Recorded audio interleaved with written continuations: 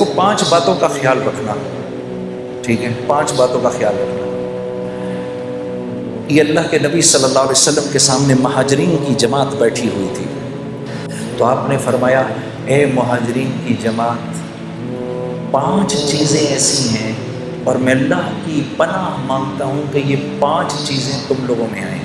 ذرا غور سے سننا میری اس بات کو۔ پھر آپ نے فرمایا جس قوم میں بے حیائی عام ہو جاتی ہے، لوگ بے حیا ہو جاتے ہیں، اللہ اس قوم پر ایسے امراض بھیجتا ہے کہ جس کا پچھلوں نے کبھی سنا بھی نہیں ہوتا۔ اللہ ان میں ایسی اموات بھیجتا ہے کہ جس کا پچھلوں نے کبھی سنا نہیں ہوتا۔ نمبر 1۔ نمبر 2، پھر آپ نے فرمایا کہ جس قوم میں تاجر بے ایمان ہو جائے، ناپ تول میں کمی شروع کر دے، اور میں یہ عرض کرتا ہوں کہ جس قوم کا غریب ٹھیلے والا بھی اگر لوگوں کو دھوکہ دینا شروع کر دے، 4 اچھے مالٹے اٹھائے، 8 گندے سڑے اٹھائے، جس قوم کا جو قوم ناپ تول میں بے ایمانی شروع کر دے، معاملات میں بے ایمانی شروع کر دے، اللہ ان کے اوپر ایک ایسا ظالم بادشاہ مسلط کرتے ہیں جو نہ ان کے بڑوں پر رحم کھاتا ہے، نہ ان کے بچوں سے شفقت کرتا ہے۔ دوسری بات ہو گئی۔ تیسری بات، پھر آپ نے فرمایا جس قوم کے لوگ زکوٰۃ کو تاوان سمجھتے ہیں، ان پر رزق تنگ کر دیا جاتا ہے، رزق تنگ کر دیا جاتا ہے کہ آسمان سے ایک قطرہ بھی نہ برسے اگر زمین پر بے زبان جانور نہ ہو تو۔ 3 باتیں۔ چوتھی بات، آپ نے فرمایا جو بات بات پہ جھوٹ بولتے ہیں، چکر دیتے ہیں اور اپنے وعدوں سے پھر جاتے ہیں، یہ گھر ہم آپ کو 50 لاکھ میں بنا کے دے دیں گے، اس کی قسطیں دیں، آپ 50 لاکھ کے مطابق قسطیں دیں۔ جب گھر دینے کی باری آئی، سر بات یہ ہے کہ وہ تو وطب کی بات تھی، خرچہ تھوڑا بڑھ گیا، اب آپ کو پوزیشن تب ملے گا جب اس کے اوپر 15 لاکھ اور دیں گے آپ۔ کیوں؟ کیونکہ اب اس گھر کی قیمت مل رہی ہے 70 لاکھ، ہم تو سر اس کے تو 70 مل رہے ہیں اس وقت، ہم تو پھر 5 چھوڑ رہے ہیں آپ کو۔ یہ میرا آنکھوں دیکھا حال ہے، وعدہ خلافی، وعدہ خلافی، وعدہ خلافی۔ کبھی یہ بھی تو کر کے دیکھو جنید صاحب، یہ میں کیونکہ آپ کو اگری کر گیا تھا، پہلے آپ کو زبان دے گیا تھا، 25,000 روپے مہینے پہ میں اس جگہ کی آپ کو زبان دے گیا تھا، بعد میں میرے پاس آیا ایک آدمی مجھے 28 دے رہا تھا، لیکن مجھے اللہ سے حیا آئی کہ میں آپ کو زبان دے چکا ہوں، میں آپ ہی کو دوں گا، یہ 25,000 میں یہ چابی آپ کے ہاتھ میں ہے۔ ارے میرے دوستو، ہم کوانٹٹی نہیں دیکھتے، ہم کوالٹی دیکھتے ہیں، کیونکہ اللہ پوچھے گا مال کہاں سے کمایا، کہاں خرچ کیا۔ لا الہ الا اللہ۔ ہم کوانٹٹی نہیں دیکھتے، ہم کوالٹی دیکھتے ہیں۔ جو زبان سے پھر جائے گا، چوتھی بات آپ نے فرمایا جو زبان سے پھر جائے گا، اللہ رب العزت اس قوم کو اس کے دشمنوں کے حوالے کر دیتے ہیں، جو ان کے گھروں میں گھس کے ان کے مالوں کو لوٹتے ہیں۔ 4 باتیں ہو گئی۔ 5ویں بات، جس قوم سے عدل اٹھ جائے، جس قوم سے عدل اٹھ جائے، جہاں قانون پامال ہو، اللہ اس قوم میں آپس میں خانہ جنگی کروا دیتے ہیں۔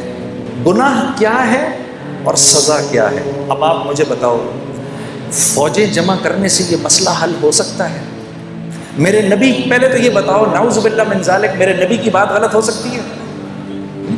یہ میں نے 5 چیزیں آپ کو بتائیں، بتاؤ ان 5 چیزوں کے ٹھیک ہونے کا تعلق میری ذات سے ہے یا پولیس اور فوج یا ایلیٹ فورسز سے ہے؟ کس سے ہے اس بات کا تعلق؟ کس سے ہے بھائی؟ میری ذات سے۔ میں ٹھیک ہو گیا، یہ سارا معاملہ ٹھیک ہو جائے گا۔ بس یہ گزارش میں آپ کے سامنے کرنے آیا. اللہ آپ لوگوں کو بہت بہت جزائے خیر دے. میرے عزیز دوستو، جب آپ اپنے گناہ کی توبہ کرتے ہیں تو آپ کو پتہ ہے کیا ہوتا ہے؟ جب ہم توبہ کرتے ہیں اللہ اس گناہ کو معاف کر کے نیکی میں بدل کے آخرت کا توشہ بنا دیتا ہے، اور آپ ایسے ہو جاتے ہیں جیسے آپ نے اس گناہ کو کیا ہی نہیں. یہ تو ہماری بدقسمتی ہے، ہم اپنے آپ کو اللہ سے دور کیا ہے. یہ وجہ ہے میرے دوستو، جب ہم دعا کرتے ہیں تو دعا نہیں قبول ہوتی، کہ ہماری طبیعتوں سے اللہ سے دوستی لگانا ختم ہو گئی. آج امت اللہ سے دور ہوئی بیٹھی ہے، کیونکہ اللہ سے دور ہوئی بھی ہے. اپنی ہر مشکل کا حل اس کو اللہ کے غیر میں نظر آتا ہے. میں یہ بات ہاتھ جوڑ کے آپ نوجوانوں کے سامنے عرض کرنے آیا ہوں